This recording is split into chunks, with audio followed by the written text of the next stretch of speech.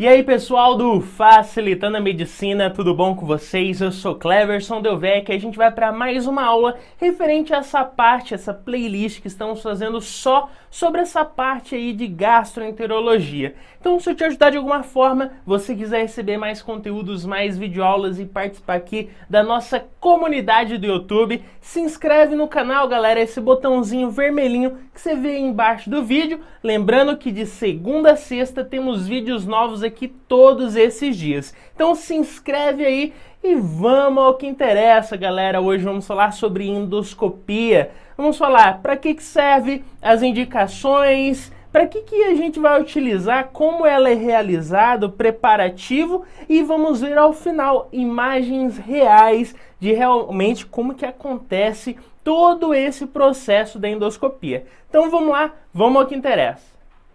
Bom, pessoal, primeiro falando um pouquinho da história dessa endoscopia. A primeira vez que foi realizada uma análise do nosso trato gastrointestinal na sua porção alta, quando a gente refere ali a esôfago, estômago, foi lá em 1800 e bolinha.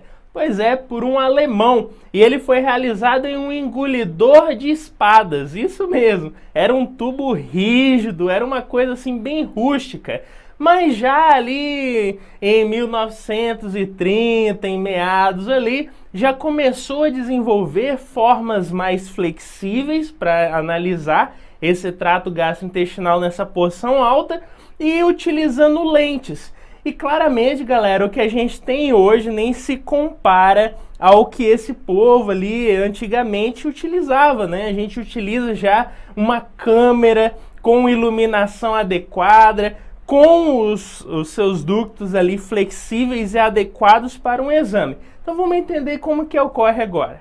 Bom, galera, aqui a gente está vendo exatamente o aparelho que a gente usa, onde ele tem na sua extremidade uma câmera, a sua iluminação própria e um buraquinho que serve para sugar alguns objetos. Agora, galera, essa porção abaixo é o que vai na mão do médico, no caso o endoscopista, que vai fazer todo esse procedimento. Então, galera, aqui a gente vê esse equipamento e lembrando que esse exame, essa endoscopia digestiva alta, ela é realizada com o paciente sedado e na posição de decúbito lateral esquerdo. Esse decúbito lateral esquerdo que possibilitaria ali exatamente as movimentações, todo esse processo para analisar esse trato digestivo. Lembrando também que a gente vai encontrar todas essas imagens aí em uma tela. Então a tecnologia sempre auxiliando a medicina. Então a gente vê numa tela por meio daquela câmera que a gente viu ali na extremidade do equipamento, que vai mostrar todo o trato gastrointestinal ali na sua porção alta para a gente analisar a mucosa desse paciente ali nesse tubo digestivo. Aí você pensa, para que serve uma endoscopia? Galera, tem muitas funções. Função de diagnóstico, para ver se o paciente tem algum problema. Tem função também de terapêutico, ou seja, resolver algum problema. E ainda um acompanhamento do paciente para ver ali a possível melhora. Então, primeiro, indicações diagnósticas. Quando que a gente vai utilizar? Primeiro, a gente pode citar aí uma pessoa que tem dispepsia, também odinofagia, ou seja, problemas no seu processo ali de ingerir algum alimento, ele sente dor ao ingerir alimentos. Também em casos de anemias por sangramentos crônicos, ou seja, aquele paciente que tem algum sangramento nesse trato digestivo, na sua porção alta, que vai levar ao desenvolvimento de uma anemia, geralmente uma anemia ferropriva, pela perda de hemácias, né, os glóbulos vermelhos, e também pela perda de ferro, que está ali contido dentro dessas hemácias. Então, galera, também nesse caso de anemia, também em situações onde o paciente tem uma diarreia crônica, por exemplo, uma doença celíaca, já que essa endoscopia ajuda a ver ali até as primeiras porções de segunda do duodeno. Então a gente consegue ver em situações aí de diarreia crônica, possibilitaria um diagnóstico em um paciente com doença celíaca. Outra forma também de diagnóstico, galera, seria aí para a gente examinar a mucosa, no caso aí desse paciente, para ver se está tudo ok ali, se não tem nenhuma úlcera. Muito útil nesse processo. Também em casos de pré-cirurgias ou um pré-operatório de uma cirurgia bariátrica, e ainda em casos de hipertensão portal, onde o paciente pode desenvolver ali varizes esôfago-gástricas. Então, isso tudo serve para um diagnóstico, até mesmo para a retirada de algum tecido, né? A gente faz uma biópsia por meio dessa endoscopia para ver se tem ali alguma lesão já maligna nesse paciente, se tem algum tumor. Então, isso seria a indicação diagnóstica, mas tem função terapêutica também. Função terapêutica, em caso onde o paciente tem sangramentos, a gente pode ali, de certa forma, ajudar, se não for uma situação muito agravante, em caso de sangramentos. Também em situação de ligadura elástica, que a gente acabou de citar, no caso aí das varizes esôfago-gástricas, a gente faz uma ligadura elástica. E ainda em situações onde o paciente tem algum corpo estranho ali, algo que ele ingeriu, alguma coisa que não deveria estar ali, mas ele acabou ingerindo e está ali e tem que retirar. Então, essa endoscopia também é um meio muito útil para a gente poder retirar esses corpos estranhos. Outra situação também, galera, que é muito útil a endoscopia é na dilatação de estenose e ainda retirada e tratamento de tumores, que seria aí realmente algo mais de prevalência mais complicada e tal, mas também pode ser uma indicação terapêutica. Agora, qual a contraindicação? Quando eu não faço de jeito nenhum essa endoscopia no paciente. Primeiro, se ele não quiser, né, galera? Ninguém é obrigado a nada. Outro ponto, se ele tem alguma intolerância, por exemplo, a sedação não dá muito certo para ele, ou às vezes ele se sente incomodado ali no processo. Tem gente que realmente não consegue fazer esse exame, né, endoscopia. Mas, principalmente, a gente tem que ver o benefício e o malefício. Por exemplo, se o paciente tem graves riscos de perfuração, ou se tem indícios ali que existe alguma perfuração nesse trato gastrointestinal, de jeito nenhum eu posso passar esse equipamento pelo trato digestivo do paciente. Então, situações de perfuração ou de possibilidade de perfurar esse trato gastrointestinal, de modo algum eu vou fazer uma endoscopia no paciente. Galera, e o preparo do paciente, como que eu posso fazer? Primeiro, ele tem que fazer um termo de consentimento, né? Ele está fazendo porque ele autorizou, porque ele quer fazer, porque ele sabe que ele vai, de certa forma, ali ter algum benefício se isso for realizado, né? Então a gente faz ali o custo-benefício, ver se vale a pena fazer realmente. Então, preparação, o termo de conscientização, né? Que tudo que vai acontecer ali e tudo mais.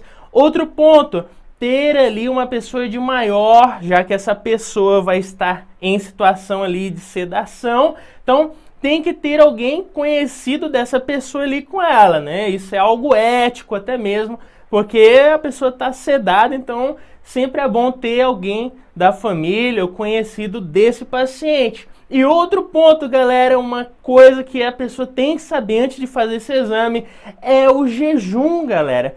Por quê? Porque olha só essa imagem, o que a gente vai ver nessa situação? A gente vê restos de alimentos ali.